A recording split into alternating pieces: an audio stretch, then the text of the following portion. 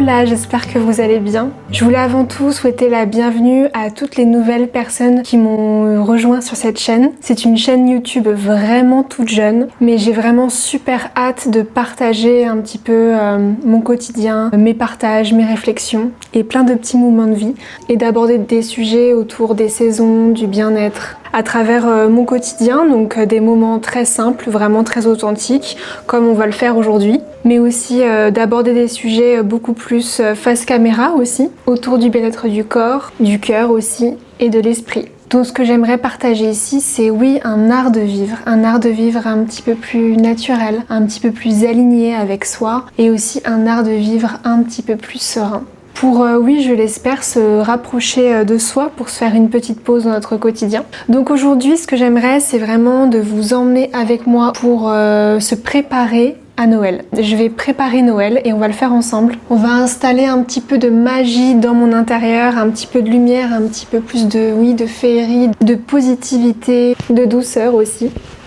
Bon, mais sans pression, sans forcément vouloir faire quelque chose de grandiose, parce que vous allez voir, c'est très très simple ce que je vais faire.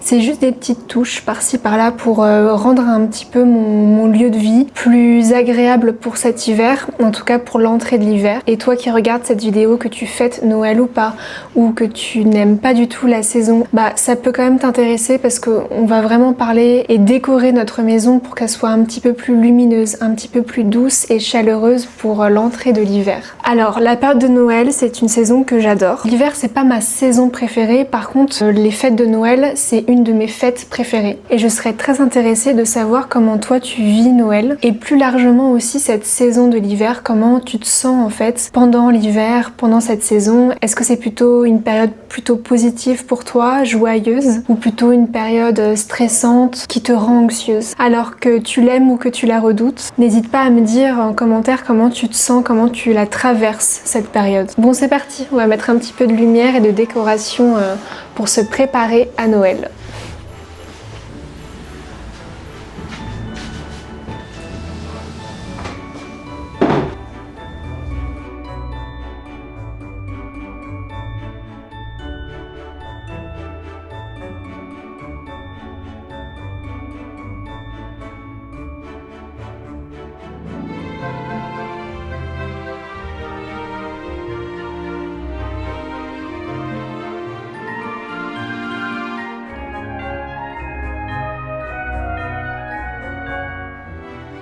Donc comme tu as pu le voir, j'ai que un bac de décoration de Noël.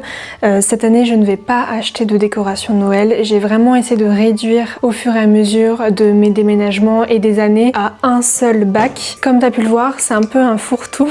Donc du coup, ce que je vais faire, c'est que je vais vraiment sélectionner les décorations que je souhaite installer cette année. Ça va vraiment être des petites décorations par-ci par-là pour vraiment rendre l'atmosphère un petit peu plus chaleureuse, un petit peu plus douillette, en tout cas comme j'aime que ça soit, mais sans en faire trop. Je veux quand même que ça respire, et donc du coup ce que je vais faire, c'est que là je vais trier mes décorations, ce que je veux mettre cette année et ce que je veux pas mettre cette année. Donc là je trie et ensuite je décore. Donc c'est parti.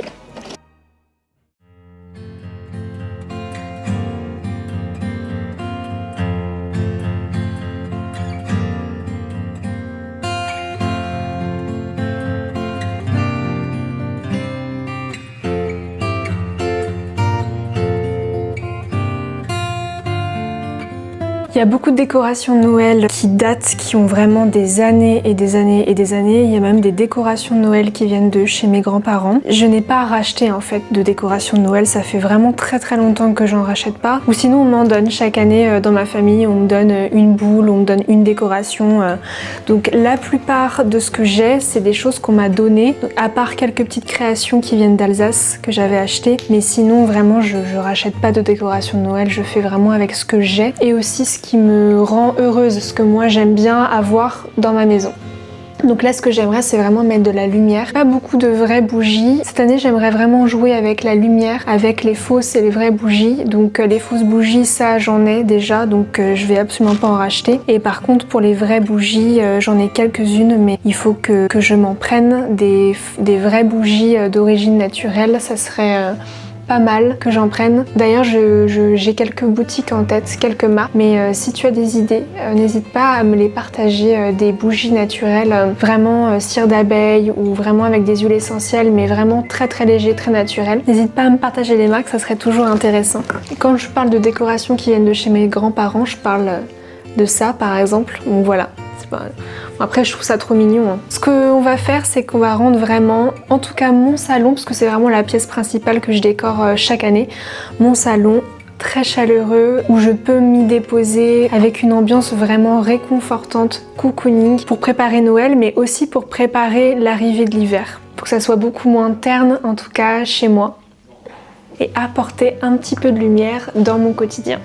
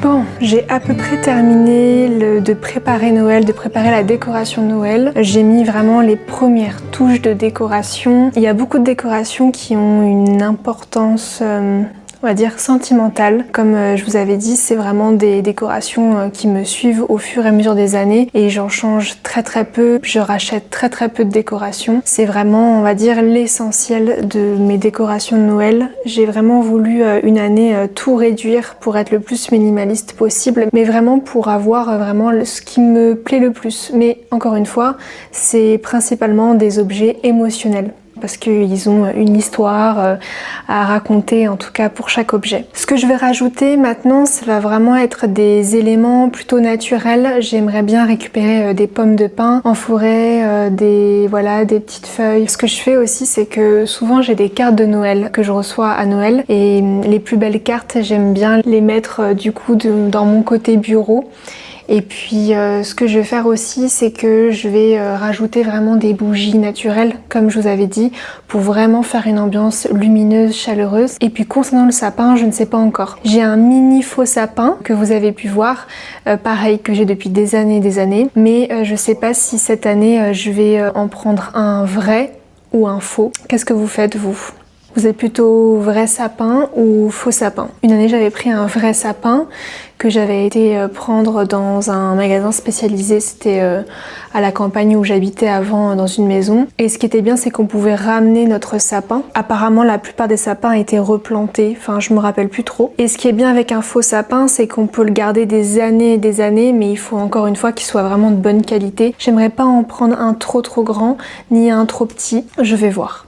Alors là, j'ai mis de la musique de Noël parce que c'est vraiment ma tradition depuis que je suis toute petite. On met de la musique de Noël pour la décoration, ou alors une fois qu'on a terminé la décoration et après on va faire des biscuits, un gâteau. Voilà, c'est comme ça que j'ai vécu en tout cas ces préparations de Noël depuis que je suis toute petite. Donc j'aime bien perpétuer cette tradition-là. C'est un plaisir de retrouver un peu cette part d'enfance, ça fait plaisir, et ça fait encore plus plaisir quand c'est la période d'hiver, de retourner dans des souvenirs qui nous font du bien, qui nous ont bercés pendant notre enfance. Alors encore une fois, c'est très propre à chaque personne, on n'a pas tous les mêmes souvenirs par rapport à Noël. Là en fait mon but c'est vraiment en tout cas de me créer ce petit moment réconfortant quand je rentre chez moi. Voilà, il y a vraiment mes objets que j'ai depuis des années que je retrouve chaque année. Pendant cette période-là, c'est vraiment une période aussi féerique, un petit peu plus aussi centrée sur soi. Mais je pense qu'on en reparlera dans une prochaine vidéo des énergies de l'hiver, etc. de cette période-là, comment un petit peu l'affronter entre guillemets pour mieux vivre cette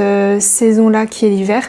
On en reparlera dans une prochaine vidéo. En tout cas, n'hésite pas à t'abonner si tu le souhaites pour continuer ce chemin ensemble. Cette bougie qui vient de chez Aromazone, elle sent le pain d'épices. Je l'avais achetée l'année dernière. Ça sent vraiment très bon. C'est une bougie naturelle.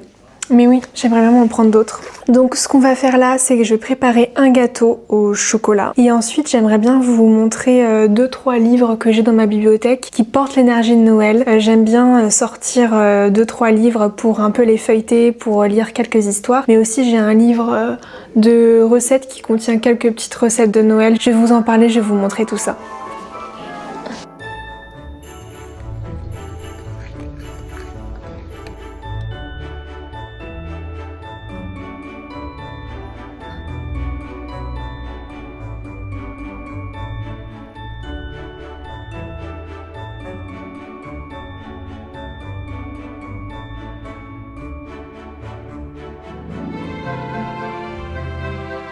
Il y a quelques livres que j'aimerais vous montrer, c'est vraiment des livres qui sont pour moi traditionnels, qui me rappellent vraiment moi, l'esprit de Noël, etc.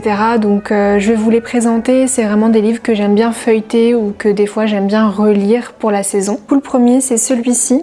C'est un livre qui parle des fées, des elfes, des lutins, etc. et de toutes les créatures magiques de l'hiver ou alors autour de la saison de Noël. Alors moi j'aime bien tout ce qui est un petit peu fantastique, fantasy, et là en fait pour la période de l'hiver et la période de Noël, c'est vraiment des livres que j'aime vraiment beaucoup, mais ça c'est très propre à moi. Ça me rappelle encore une fois ce côté très féerie, très douceur, très cocooning qui moi me font du bien. Il est vraiment très beau, et en fait pour chaque page vous avez en fait une histoire. On parle du repas, on parle des esprits de Noël, des sorcières de l'hiver.